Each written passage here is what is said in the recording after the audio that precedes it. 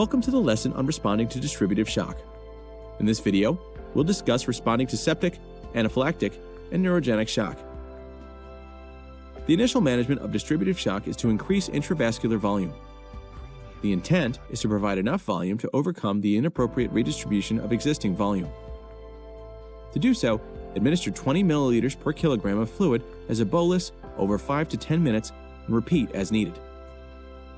Beyond initial management, therapy is tailored to the cause of the distributive shock. In septic shock, aggressive fluid management is generally necessary.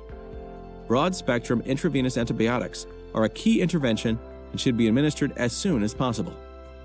In addition, a stress dose of hydrocortisone, especially with adrenal insufficiency, and vasopressors may be needed to support blood pressure. After fluid resuscitation, vasopressors are given if needed and according to the type of septic shock. Normal tensive individuals are usually given dopamine. Warm shock is treated with norepinephrine, and cold shock is treated with epinephrine. Transfusing packed red blood cells to bring hemoglobin above 10 grams per deciliter treats decreased oxygen carrying capacity. As blood cultures return, focus antibiotic therapy to the particular microbe and its resistance patterns. For anaphylactic shock, intramuscular epinephrine is the first and most important treatment. In severe cases, a second dose of epinephrine may be needed or intravenous administration may be required. Crystalloid fluid can be administered judiciously. Remember that in anaphylactic shock, capillary permeability may increase considerably. Thus, while it's important to support blood pressure overall, there is significant likelihood that third spacing and pulmonary edema will occur. Antihistamines and corticosteroids can also blunt the anaphylactic response.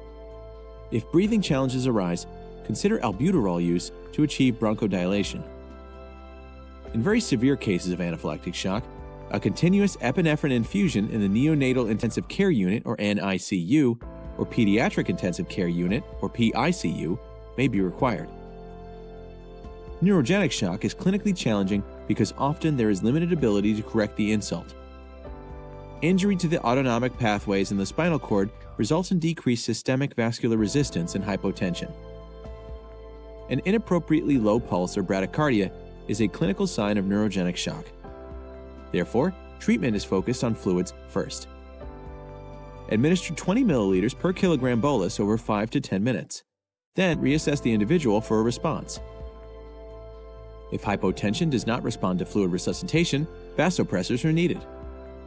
This resuscitation should be done in conjunction with a broader neurological evaluation and treatment plan. This concludes our lesson on responding to distributive shock. Next, we'll review responding to cardiogenic shock.